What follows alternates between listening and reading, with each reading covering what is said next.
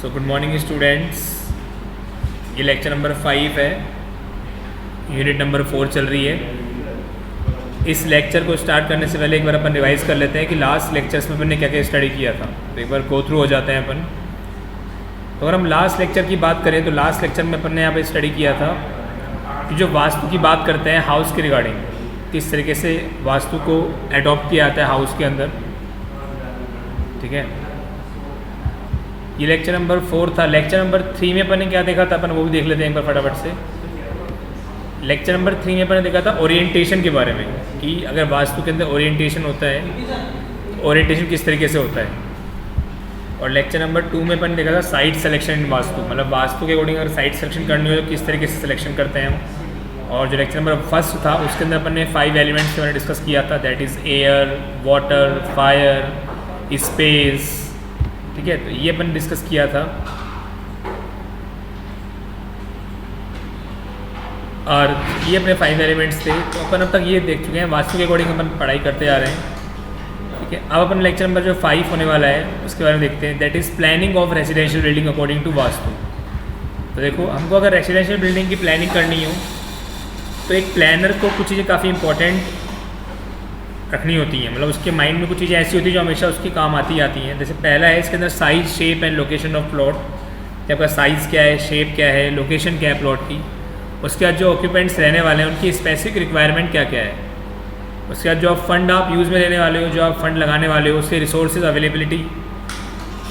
उसके बाद की जो मटेरियल जिसको आप यूज़ करके बिल्डिंग बनाने जा रहे हो, दैट आर लोकली अवेलेबल और नॉट।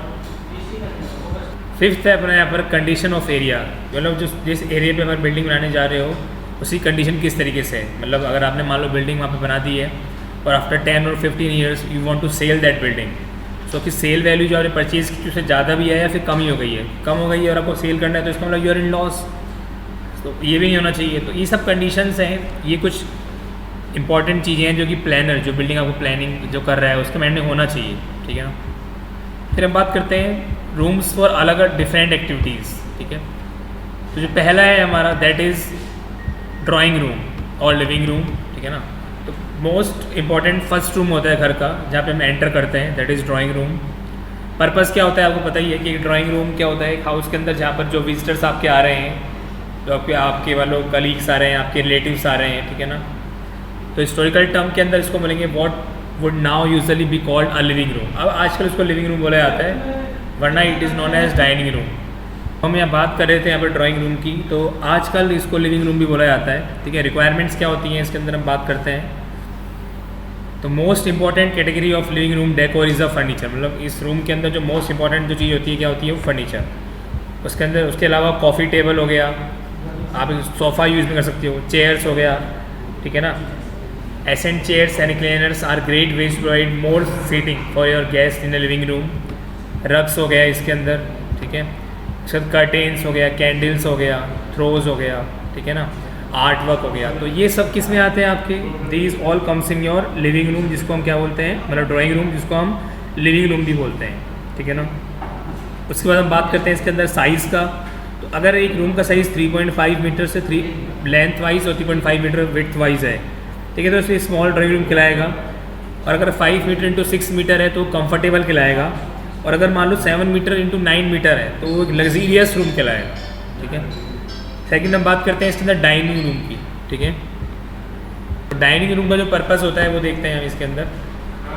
तो सबसे बड़ा जो इसके अंदर काम होता है यहाँ पर ये होता है कि जो मतलब फैमिली है, फैमिली के लोग हैं, मेंबर्स हैं, वो अपना ब्रेकफास्ट करते हैं, लंच करते हैं, डिनर करते हैं। रिक्वायरमेंट क्या होती है, ठंडा होना चाहिए और किचन से कनेक्टेड होना चाहिए। ठीक है ना।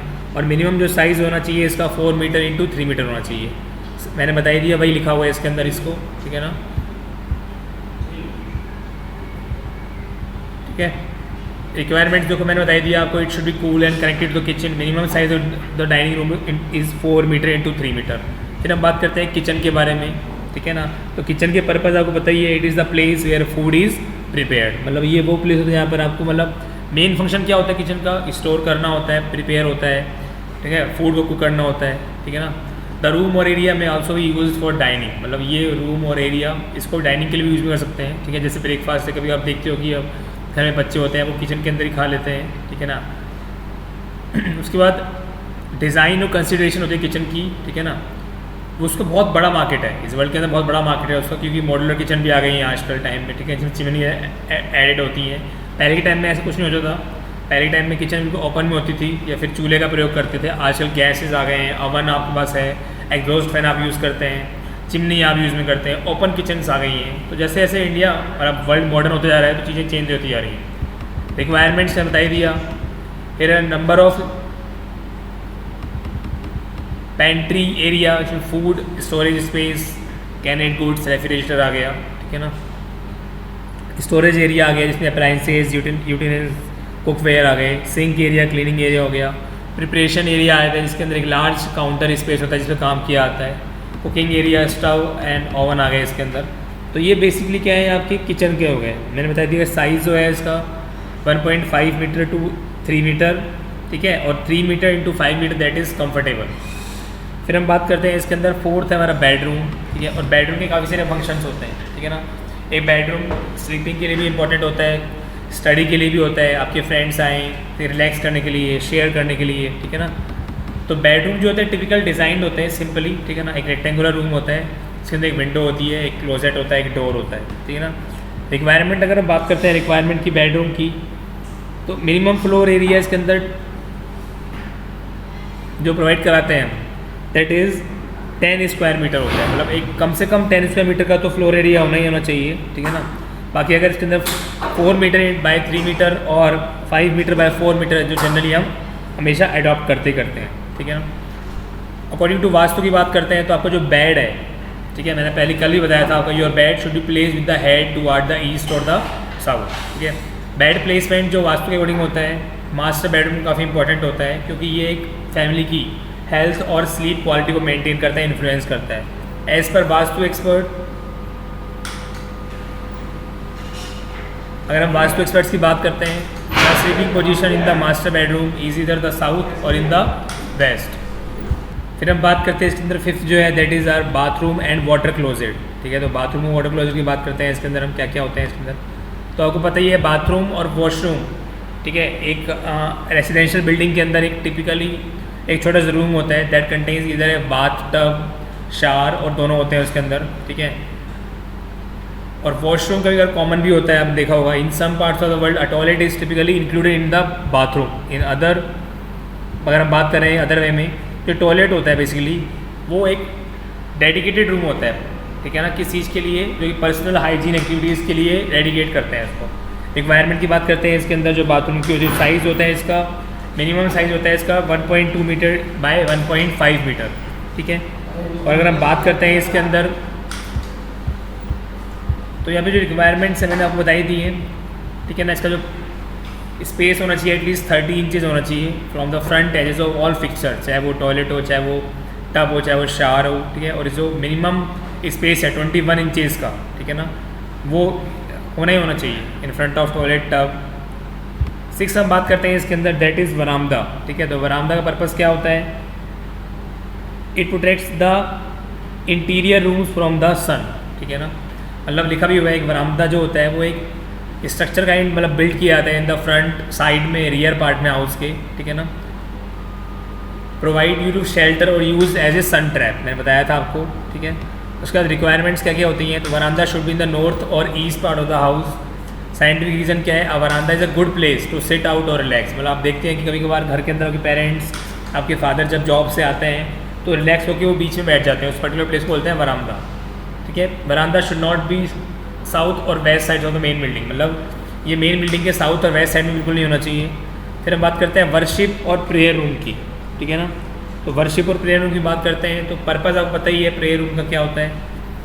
इस रूम के अंदर बहुत सारे लोग इसके अंदर पूजा कर लेते हैं, काफ़ी काम प्लेस होता है, ठीक है ना। और रिक्वायरमेंट्स 2.1 इंटू 2.1 मीटर होनी चाहिए, मतलब more than 4 metre square area ज़्यादा होना चाहिए। फिर हम बात करते हैं स्टेयर्स की, तो पर्पज़ पता ही आपको स्टेयर्स का, वर्टिकल सर्कुलेशन के लिए हम स्टेयर्स काम में लेते हैं। मिनिमम जो विड्थ होती है रेजिडेंशियल बिल्डिंग के लिए दैट इज़ 900 mm और पब्लिक बिल्डिंग के लिए दैट इज़ 1000 mm, ठीक है। जो राइज होता है वो 190 mm से ज़्यादा नहीं होना चाहिए रेजिडेंशियल बिल्डिंग में, ठीक है। और अगर हम पब्लिक बिल्डिंग की बात करें तो वहाँ पर 150 mm से ज़्यादा नहीं होना चाहिए। तो इस लेक्चर में हमने क्या पढ़ा, वास्तु फॉर्म्स के बारे में स्टडी किया है, ठीक है ना। इसमें हमने अलग अलग जगह के बारे में स्टडी किया। ड्राइंग रूम आ गया आपका, बेडरूम आ गया आपका, किचन आ गया आपका, बाथरूम आ गया, प्रेयर रूम आ गया, स्टेयर्स आ गया, बरामदा आ गया। तो ये सब चीज़ें अपन ने इस लेक्चर में स्टडी की है। नेक्स्ट लेक्चर में हम मिलते हैं आपसे, ठीक है। तब तक के लिए आप अच्छे से पढ़ाई करते रहिए। Bye bye, take care.